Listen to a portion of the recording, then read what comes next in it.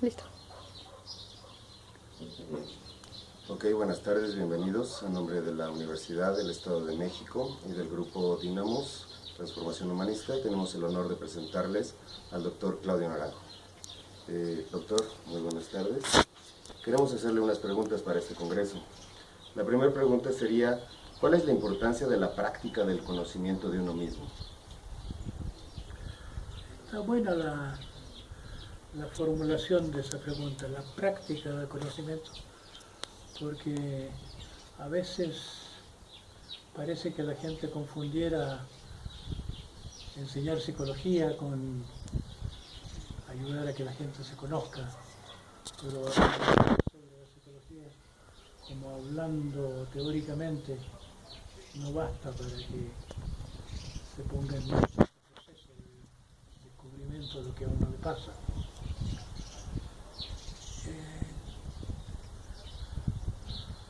Que yo sepa, nadie ha creado una facultad, un curso, ni siquiera sobre autoconocimiento, que pueda decirse aquí hay un cuerpo de conocimientos organizado, sistemático. Pero si me pongo a pensar sobre el asunto, yo diría que el punto de partida del autoconocimiento,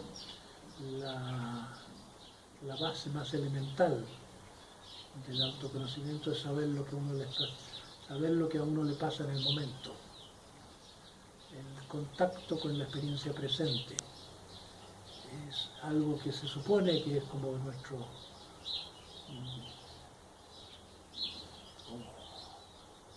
algo propio de nuestra naturaleza, que no necesita aprenderse porque basta con estar en el presente para darse cuenta qué es lo que hay en el presente. Uno está aquí escuchando el canto de los pájaros, sintiendo el espacio en torno, la luz parece que fuera del atardecer,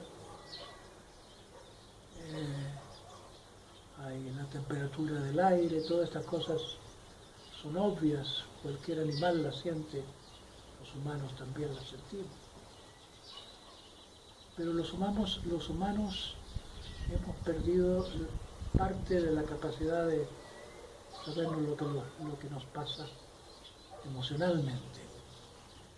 Por la crianza hemos perdido contacto con nuestra realidad emocional, porque si a un niño dice lo que siente, seguramente eso no le va a gustar ni al papá ni a la mamá.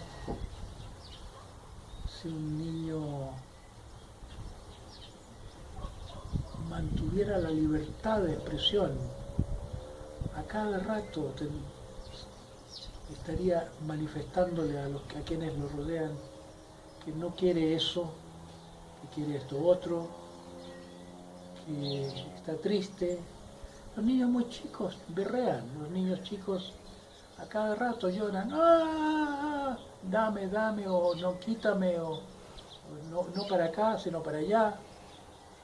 Y los padres van domesticando a los niños para que no hagan eso. Y no se dan cuenta el precio que tiene eso. Los niños tienen que olvidarse de lo que quieren. Sería muy doloroso estar sufriendo a cada rato a piel desnuda. Entonces hay un abismo entre lo que es la vida espontánea de un niño y el mundo civilizado. Dentro de una casa, una vivienda habitual, están dispuestas las cosas de tal manera que no se le puede permitir a los niños andar en libertad tocando todo lo que es quebrable. Entonces no toques, no vayas, no entres ahí. Es parte como que el niño paga los platos, paga las consecuencias de que uno prefiere los floreros intactos. Y no se le ocurre que mientras se cría un niño tal vez más vale no tener floreros muy bonitos cerca. Tendría que tener un ambiente hecho para que no se le obligue al niño a sufrir tantas frustraciones, tanto no. Pero a cada rato un niño dice, ¿y por qué esa señora es tan preguntona? O ¿por qué dices papá esto cuando el otro día decías lo contrario? Eh, los niños ven las contradicciones, ven las mentiras de los adultos, ven lo ridículo de los adultos, que es inconfesable. Entonces los niños podrían delatar fácilmente a los padres en sus malos juegos. Se les tapa la boca, se les tapa la boca, a pesar de que nosotros los adultos reclamamos constitucionalmente el derecho a la libre expresión, no se la concedemos a los niños. Y los niños la necesitan mucho más que nosotros. Porque un niño que no tiene libre expresión de lo que siente, tiene que anestesiarse, tiene que perder contacto con lo que siente. Va a necesitar psicoterapia para recuperar la conciencia emocional. Entonces se necesita para el autoconocimiento conciencia emocional. Pero el autoconocimiento no es solo conciencia del instante. Es como decir que cada momento podemos tomarnos una fotografía de lo que nos pasa en el momento. Cada momento es una instantánea. Y llevamos nuestra colección de fotografías con nosotros. Nuestro álbum, en que muchas cosas se olvidan, pero ciertas imágenes quedan. Es un poco misterioso, pero eso es por qué quedan estas y no aquellas. Cuando uno recuerda la infancia, a veces recuerda cosas que uno no sabe. ¿Por qué esa y no otra? Estoy ahí en el fondo del patio mirando a los patos. ¿Y qué? ¿Por qué mirando a los patos en el fondo de la casa? Y no tantos otros momentos. ¿Por qué ese momento? Tal vez porque en ese momento uno estuvo un poquito más presente. Porque ese momento se dio un fenómeno que no es del contenido de la experiencia, sino de la calidad de la conciencia.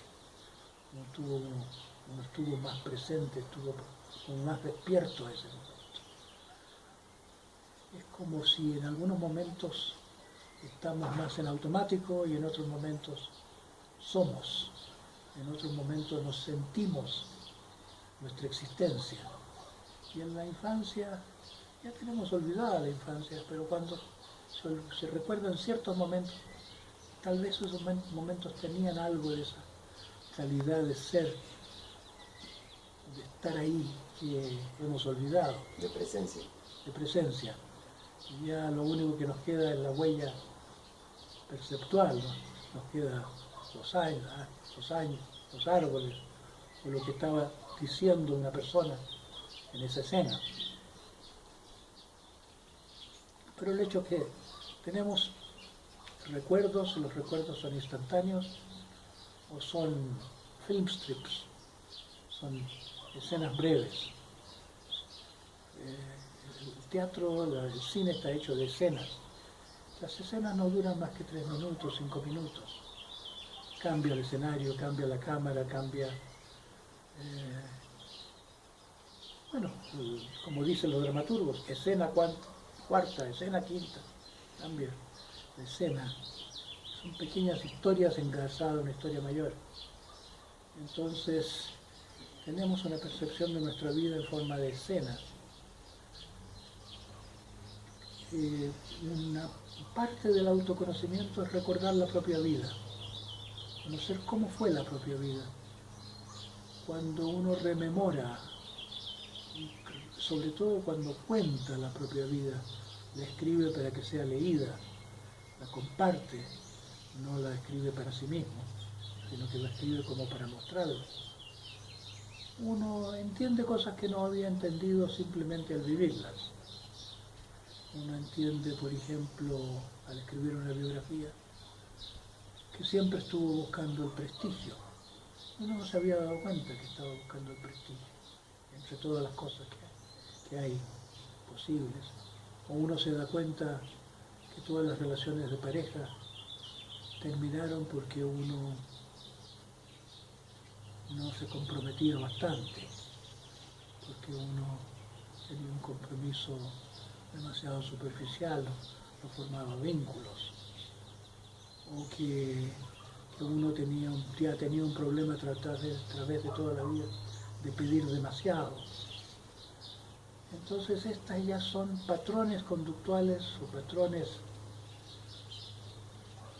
actitudinales, actitudes permanentes que duran, que no se ven sino por un acto de generalización. Viendo muchos recuerdos uno se da cuenta, yo soy así, yo soy un solitario que no me gusta confiar en la gente, o yo soy un egoísta que estoy siempre utilizando a los otros para mis fines, o yo soy una persona que da, pero como el pescador con el anzuelo, da para después recoger la línea y tener al otro endeudado para que me dé algo a mi vez. Entonces un terreno que se desprende del terreno biográfico, que es tomar conciencia de cómo ha sido la vida, es tomar conciencia de los grandes patrones estilísticos. Yo soy así, yo soy asá.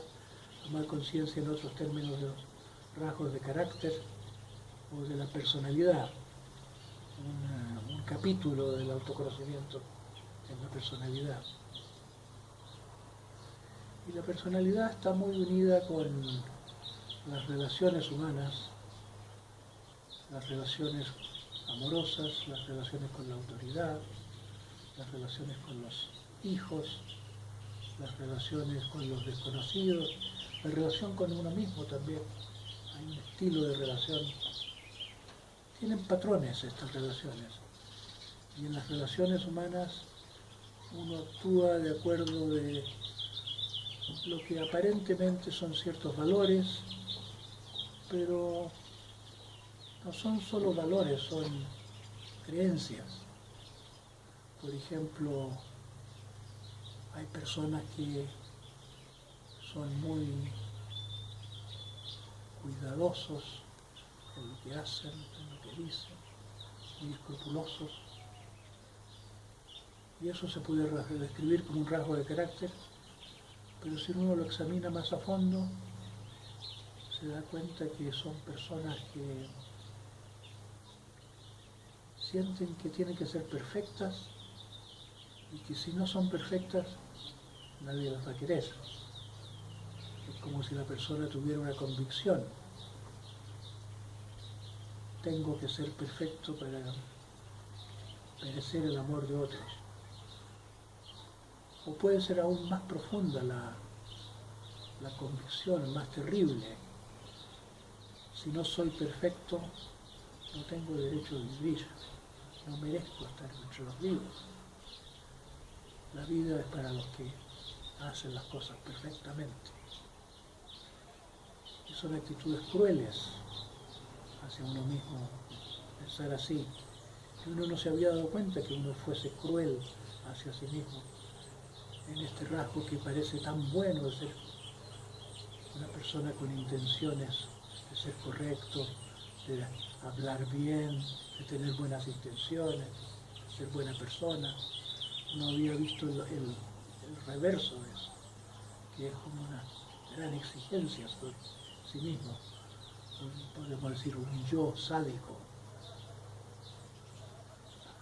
y una gran exigencia que recae sobre esa parte de nosotros que podemos llamar el niño interior, porque el ello freudiano no es, o el perro de abajo de la Gestalt, no es simplemente una noción topográfica, es el niño, es la voz de la parte espontánea, la parte natural, que se sufre de que viene este mandón que traduce los dictados de la sociedad y que le dice, no tienes que ser así, y no tienes que ser así.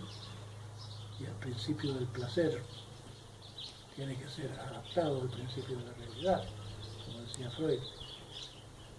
Entonces hay niveles del autoconocimiento que parten de la contemplación de la vida, que incluyen los rasgos de personalidad, que incluyen unir al fondo de la personalidad también, porque en la personalidad hay muchos rasgos, pero hay también un rasgo central. Hay algo en la personalidad que anuda todo.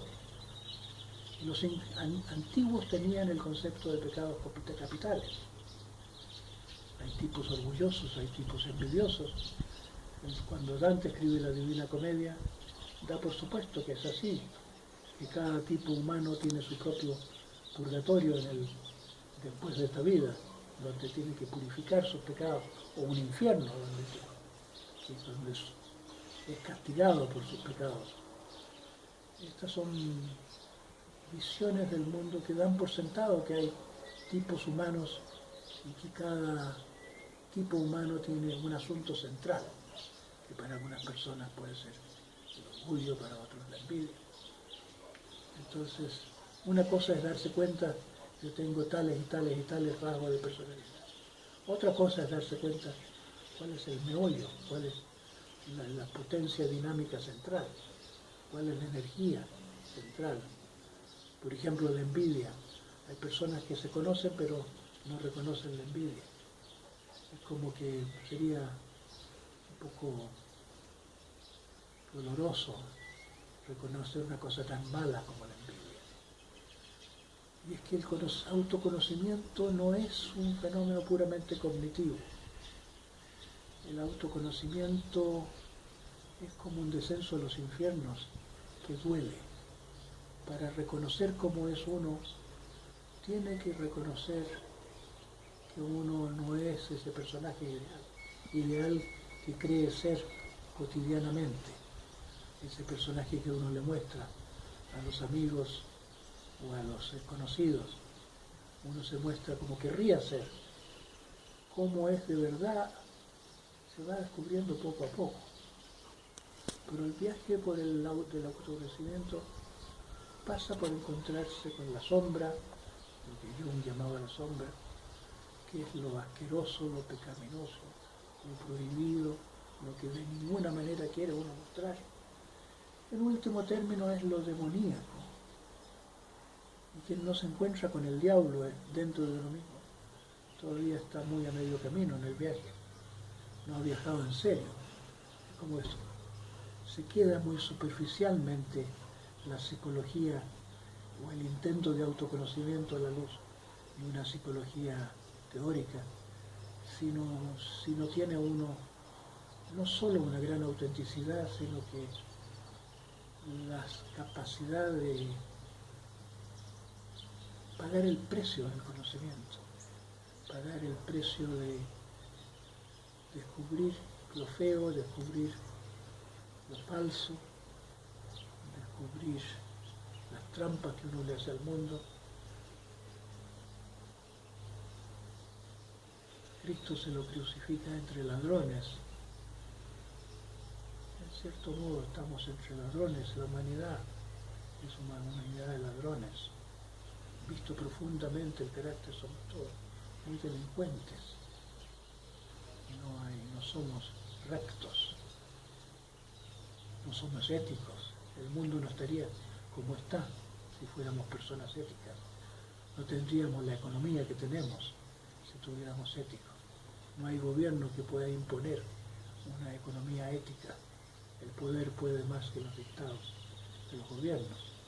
En todo caso, quienes gobiernan no son los reyes sacerdotes de la visión platónica, los reyes sabios. Solo llegan a ser elegidos como líderes las personas tolerables para el pueblo. Y el pueblo es un pueblo más o menos ignorante, muy susceptible a la demagogia. Hay un nivel del autoconocimiento que lleva incluso a traspasar un inconsciente que va más allá del inconsciente personal. Hay un inconsciente freudiano que es no querer ver lo animal en uno mismo. En los tiempos victorianos en que vivió Freud, la gente confesaba poco su agresión, confesaba poco su sexualidad, la vida sexual era muy secreta, hay cosas que no se hablaban. Se fue creando una cultura psicológica de autenticidad. Y esas cosas ahora son como demasiado obvias. Hoy en día ya es fácil confesar que uno es agresivo, que uno es hasta maligno, que uno es egoísta, que uno es libidinoso. Ya está expresado por el arte, por el cine. Todos nos hemos acostumbrado a que eso ya no es secreto. Pero tenemos un inconsciente político. Está tan prohibido reconocer lo que pasa en el mundo que somos cómplices. En los tiempos de la economía de mercado, de los sermones del mercado libre, que eso ya no es lo mismo después de la crisis, porque ahora muchos economistas reconocen que la crisis fue como lo que vino a demostrar el aspecto supersticioso o arbitrario de la supuesta bondad del mercado libre. Ahora ya no está tan prohibido, pero hubo un momento histórico en que era como blasfemo. Casi la única doctrina religiosa que había era el mercado libre. Se llegaban a comparar los shopping malls con templos del comercio. El comercio se hizo lo único verdadero y válido, los únicos valores que parecían sobrevivir en el mundo eran los precios, los valores de venta. Entonces hay todo un engaño que es un nivel alto de la liberación personal, un nivel alto del autoconocimiento, darse cuenta, yo no creo en estas patrañas. Uno le había creído a los gobernantes que eran unos buenos y bien intencionados, uno empieza a darse cuenta que uno ha sido un engañado, que uno tenía una fe ingenua en las autoridades, que es como lo que le va quedando a uno de niño chico que quiere la protección del padre, que no se ha atrevido todavía a enfrentarse al hecho que el padre no es bueno. Yo siempre digo que los que tienen delirios de persecución y se creían perseguidos por extraterrestres o por jesuitas son personas que no se quieren dar cuenta que el perseguidor está en casa, que la mala autoridad, como que no quieren renunciar a la idea de un padre bueno. Entonces la experiencia de tener una autoridad mala la proyectan hasta los extraterrestres. Un mundo misterioso, virtual, ficticio, porque no se puede a uno quitar la experiencia de la paranoia o del haber sido herido, de haber sido frustrado, la experiencia de la mala autoridad. Entonces, para que se deshaga este delirio de ver las cosas como son, hay que tener mucha valentía de sufrir cosas que uno estaba protegiéndose de sufrir. Hay que verle el lado peor a los padres.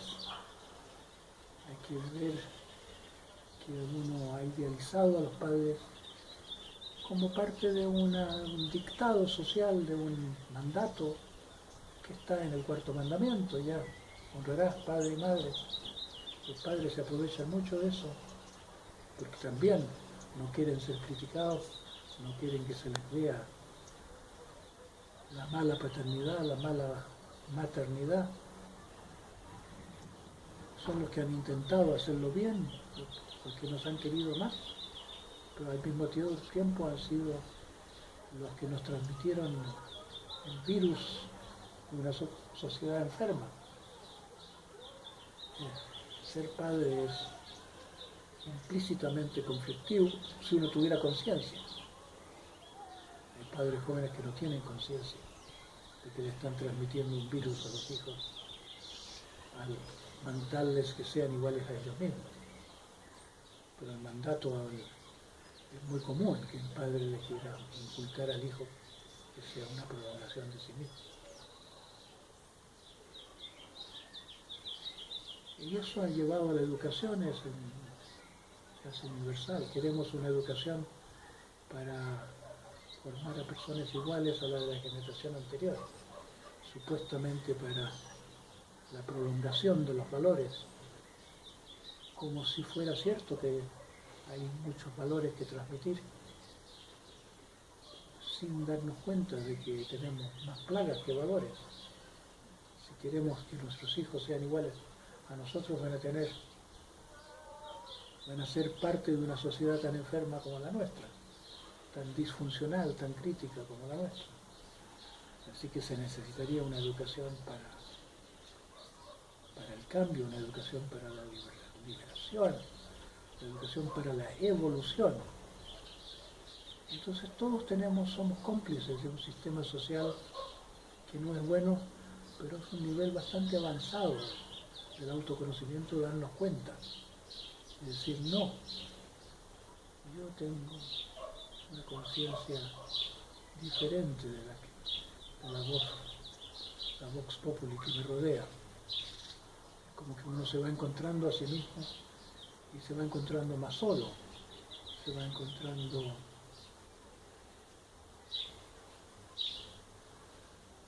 una visión más crítica de todo lo que realmente es criticable. Eso es como quitarse el velo ante la vista porque uno estaba ciego por la conformidad. Es muy difícil ver las cosas como son, cuando la conformidad manda que nosotros estemos de acuerdo con las mayorías. La mayoría de la gente en Estados Unidos, en tiempo de la esclavitud, pensaba que estaba bien tener esclavos. Los esclavos son cosas, son como los animales. ¿Cómo? ¿Cómo podían estar todos de acuerdo? El mecanismo de la conformidad es muy fuerte. Algunos son los interesados directamente en que se piense así, pero saben manejar masas para que las masas acarreen al resto. Entonces, si se quisiera hacer una escuela de autoconocimiento, estos serían algunos de los ingredientes. Un ingrediente sería la conciencia del momento, otro la conciencia de la personalidad, otra entender el mosaico de la propia vida, que lo ha movido a uno a vivir esta vida como otra. Los dramaturgos dicen que el carácter hace el destino. En las obras de Shakespeare, por ejemplo, se ve muy claramente eso, como cada personaje tiene una manera de ser que tiene sus determinadas consecuencias trágicas. Una cosa en la vida no se ve tan claramente que las cosas que nos tocan de sufrir de adultos son la prolongación de modos de ver infantiles que no hemos dejado de lado. Bueno, no sé cómo voy de tiempo, me dices. Vamos bien. La siguiente pregunta que podemos engarzar con la primera es cómo la Gestalt nos puede ayudar en la transformación de la persona. La Gestalt, en primer lugar, nos saca de la mente racional, que es una mente muy pobre. Hoy en día se ensalza mucho la razón, se ensalza mucho el intelecto, la comprensión intelectual de las cosas. Se lo ensalza a través de la institución de la educación, que es puramente un traspaso de informaciones, y se la ensalza a través de la adoración de la ciencia, la exaltación de la verdad científica. A mí me parece que el cientificismo no es científico. El cientificismo es como una especie de religión que le da a la ciencia un valor de verdad que no tiene. Es como si la ciencia fuera uno de nuestros dos ojos. Los ojos ven profundidad porque no ven lo mismo. Son dos ángulos distintos sobre las cosas. Entonces tenemos dos cerebros, tenemos un cerebro racional, tenemos un cerebro intuitivo. En torno a un procesador que es el procesador, la máquina de pensar, digamos, la máquina racional, tenemos un mundo científico, en torno al otro hemisferio con otro tipo de procesador, que es lo que produce la intuición, se ven las cosas en contexto, y la expresión cultural de esa capacidad humana de ver las cosas en contexto es lo que llamamos las humanidades. Los pensadores exponen verdades mucho más complejas que el científico. Lo que dice la ciencia hoy tal vez no sea lo que dice la ciencia 5 años más tarde. La ciencia pasa de moda muy rápido. Cambian incluso paradigmas científicos. Pero Shakespeare es el mismo hoy en su tiempo. Hasta Sófocles, que era un tanto más antiguo, hoy en día nos hace sentir que los antiguos tenían un contacto más profundo con la vida que nosotros, eran más sabios. Hoy el arte no tiene la profundidad de la tragedia griega. Entonces, la Gestalt le saca a las personas de esta existencia monótona de la razón pura.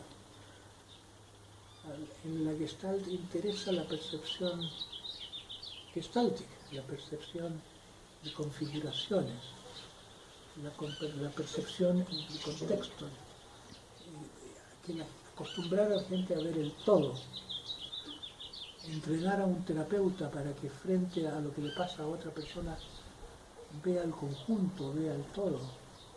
Es muy distinto a tratar de que un terapeuta aprenda a hacer las cosas por fórmula, por libro, a tales intervenciones, tales respuestas. La Gestalt mejor es una Gestalt creativa, una Gestalt en que los recursos del terapeuta no son clasificables, por mucho que, como un músico que hay para aprender a tocar su instrumento, practica escalas musicales, sabe tener acceso a cada una de las notas, pero que después improvisa, no está atenido a los patrones musicales que están en los dedos, memorizados. Entonces la Gestalt es una invitación a salirse de la limitación unidimensional del pensamiento ordinario, que es como un pensamiento muy alejado de la experiencia. El pensamiento conceptual es como un pensamiento que ha perdido la frescura del pensamiento infantil. Y insiste mucho la Gestalt en el aquí y ahora, en la recuperación del contacto directo sensorial con las cosas. Y insiste mucho la Gestalt con la recuperación del concepto del contacto con las emociones. Se recuperan las emociones, y si se recuperan las emociones, se recupera el sentimiento, la intuición de la enfermedad, la conciencia de enfermedad, sin la cual no hay cura. No tiene arreglo una persona que no tiene conciencia, que no tiene vergüenza de ser como es. Es como parte de la salud de nosotros, que nos va quedando ese sentirnos mal con nuestra traición a nosotros mismos, con nuestra traición a la vida. Estamos llenos de trampas, de mentiras, de manipulaciones. Y cuando nos miramos con sinceridad, nos molesta, y esa molestia es el principio de curación. Queremos hacer algo. Entonces la Gestalt le pone especial atención a ese sufrimiento que viene de conciencia venenosa. Es una invitación a entrar en lo prohibido, en lo ocultado, en lo que no se comunica. Es una invitación a la sinceridad, a la autenticidad.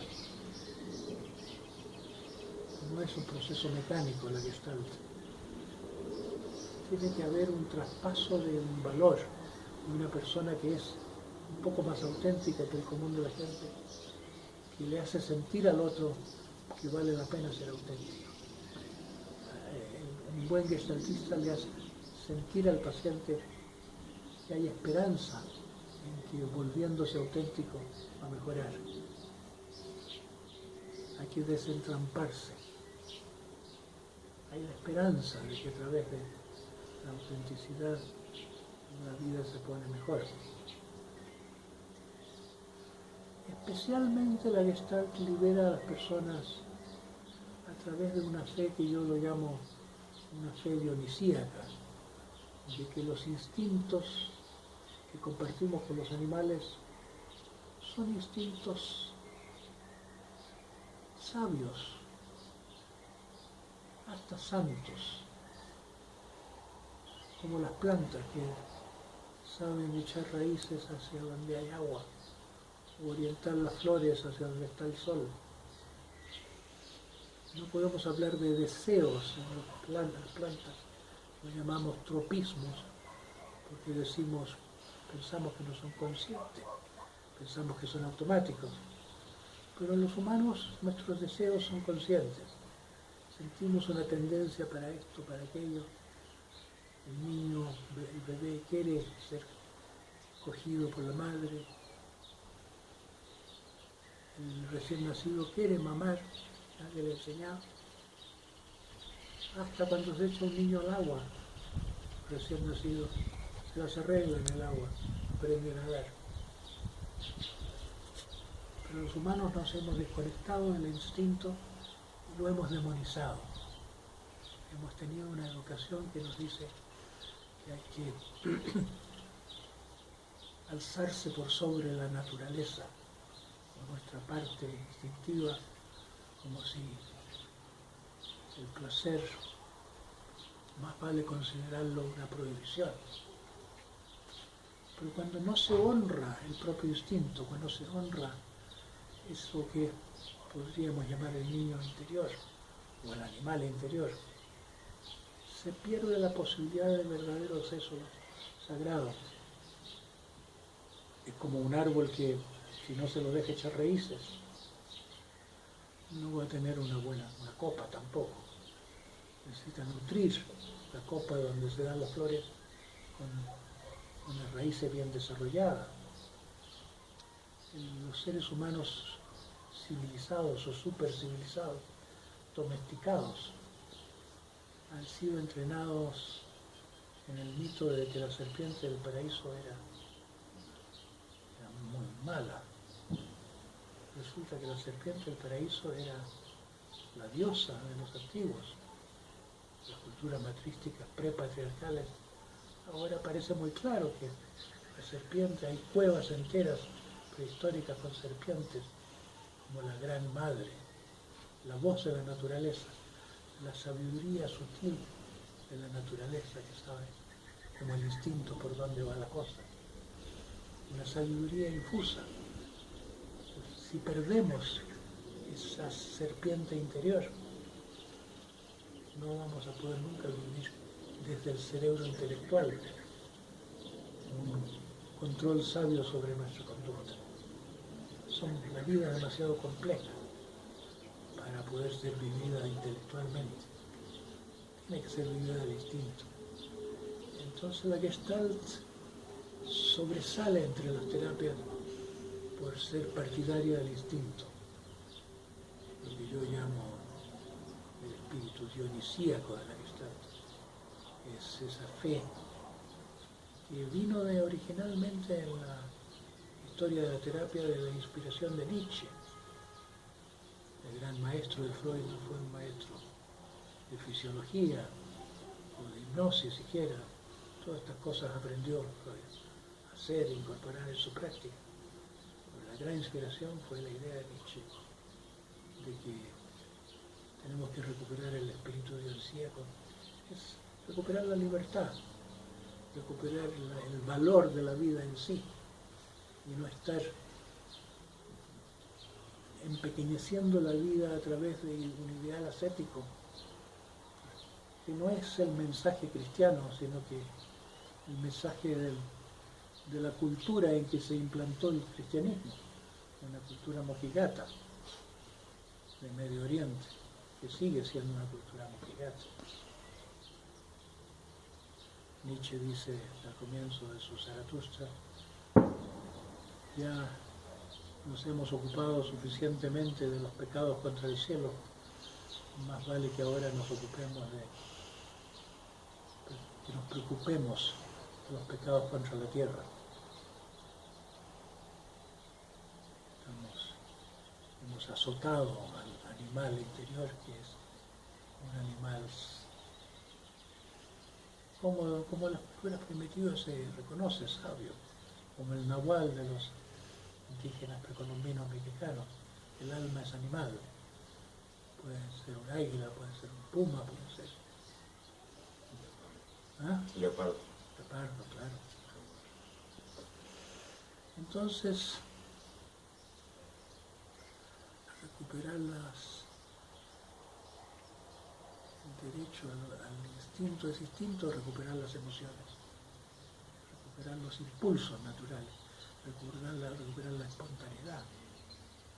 Eso es muy importante en la Gestalt, recuperar la función organística, el nombre que se le pone.